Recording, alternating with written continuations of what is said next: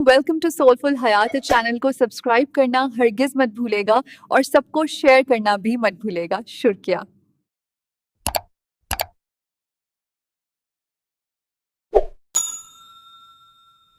क्या आपने कभी सोचा है कि जब हालात मुकम्मल तौर पर आपके खिलाफ हों, वसाइल न हों, लोग आपका साथ छोड़ दें और हर तरफ अंधेरा हो, तब भी अगर कोई जीत सकता है तो वो कैसे?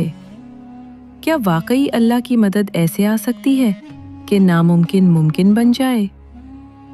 क्या आप चाहते हैं कि आपकी ज़िंदगी में भी वही गैबी मदद आए जो एक छोटे से ग्रोह को दुनिया की सबसे बड़ी ताकत के सामने कामयाब कर गई? तो आज की ये वीडियो आपके ईमान को हिला कर रख देगी। इसे आखिर तक ज़रूर देखें, क्योंकि आज हम बात करने जा रहे हैं कुरान की एक ऐसी ज़बरदस्त, ईमान बढ़ाने वाली, रूह को झंझोर देने वाली सूरत की, जो हमें सिखाती है कामयाबी का असल राज। अस्सलामुअलैकुम दोस्तों, उम्मीद है आप सब खैरियत से होंगे। अगर आप वाकई चाहते हैं कि आपकी ज़िंदगी बदल जाए, आपका ईमान मजबूत हो और आप कुरान को समझकर अपनी तकदीर बदल सकें, तो अभी चैनल को सब्सक्राइब करें, वीडियो को लाइक करें और बेल आइकन को लाजमी दबाएं, ताकि आप तक कुरान की ये खूबसूरत और ताकतवर सीरीज़ मुसलसल पहुंचती रहे। तो आइए दिल को तैयार करें, ज़हन को खोलें और शुरू करते हैं सूरा अल अनफाल से, जो कुरान मजीद की 8वें सूरत है। मदनी सूरत है, जिसमें 75 आयात हैं और जिसका नाम अल अनफाल रखा गया, जिसका मतलब है माले गनीमत। लेकिन हकीकत में ये सूरत सिर्फ माल के बारे में नहीं, बल्कि ईमान, इताअत, इत्तिहाद, सब्र और अल्लाह की मदद के बारे में है। ये सूरत एक बहुत अजीम तारीख़ी मौके के बाद नाजिल हुई, जिसे हम बैटल ऑफ बदर के नाम से जानते हैं। ये वो लम्हा था जब सिर्फ 313 मुसलमान कमज़ोर वसाइल के साथ 1000 के ताकतवर लश्कर के सामने खड़े थे। न मुकम्मल हथियार, न जंग का मुकम्मल तजर्बा, लेकिन एक चीज़ थी जो सबसे ज़्यादा ताकतवर थी, और वो था अल्लाह पर यकीन। जब नबी करीम सल्लल्लाहु अलैहि वसल्लम ने अल्लाह के हुजूर हाथ उठाकर दुआ की, गिड़गिड़ाए, तो अल्लाह की मदद आसमानों से नाजिल हुई। कुरान बताता है कि फरिश्ते भेजे गए, दिलों में सुकून उतारा गया और दुश्मन के दिलों में खौफ डाल दिया गया।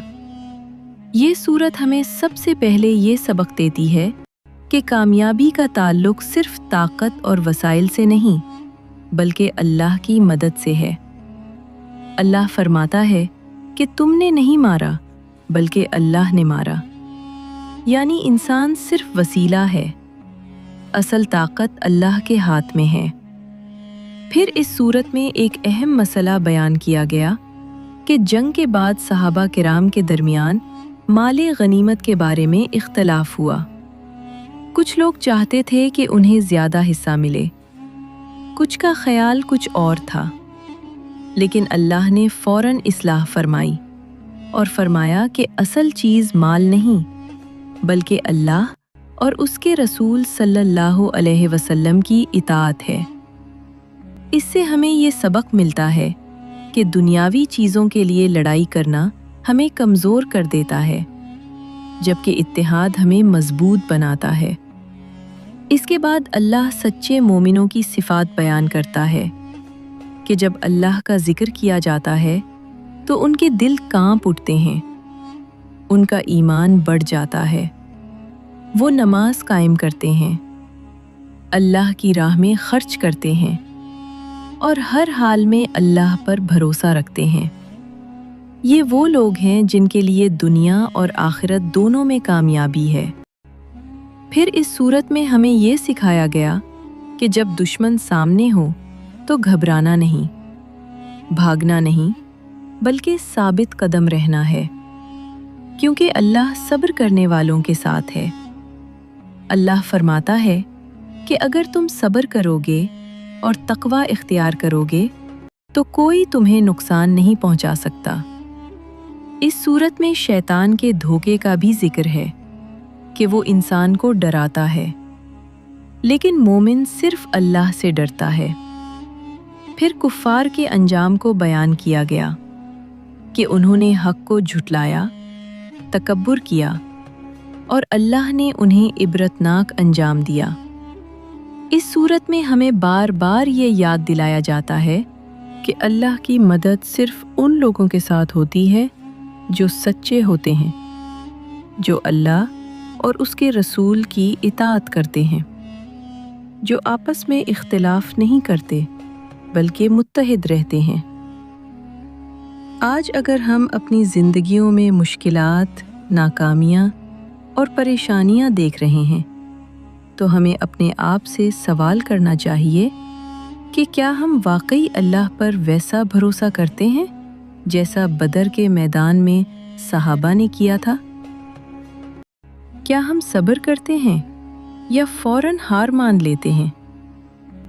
کیا ہم اتحاد قائم رکھتے ہیں یا چھوٹی چھوٹی باتوں پر لڑتے ہیں؟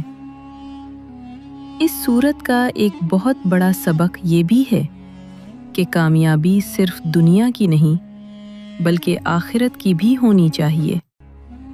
اگر انسان دنیا میں جیت جائے لیکن آخرت میں ہار جائے تو وہ اصل میں ناکام ہے۔ اس لیے ہمیں اپنی نیت کو درست کرنا ہوگا، اپنے اعمال کو بہتر بنانا ہوگا اور اللہ کے ساتھ اپنے تعلق کو مضبوط کرنا ہوگا۔ جب بندہ سچے دل سے اللہ کی طرف لوٹتا ہے تو اللہ اس کے لیے ایسے راستے کھول دیتا ہے جن کا وہ تصور بھی نہیں کر سکتا۔ آخر میں یہ صورت ہمیں ایک زبردست پیغام دیتی ہے کہ اگر تم اللہ کی مدد کرو گے، یعنی اس کے دین کی مدد کرو گے، تو اللہ تمہاری مدد کرے گا، تمہیں ثابت قدم رکھے گا اور تمہیں کامیابی عطا کرے گا۔ تو دوستو، اگر آپ چاہتے ہیں کہ آپ کی زندگی میں بھی اللہ کی مدد آئے، آپ کے حالات بدلیں، آپ کو کامیابی نصیب ہو، تو اس صورت کو صرف پڑھیں نہیں بلکہ سمجھیں، اس پر غور کریں اور اپنی زندگی میں اس کو نافذ کریں۔ اللہ ہم سب کو قرآن کو سمجھنے، اس پر عمل کرنے اور اس کے ذریعے اپنی زندگیوں کو بہتر بنانے کی توفیق عطا فرمائے۔ آمین۔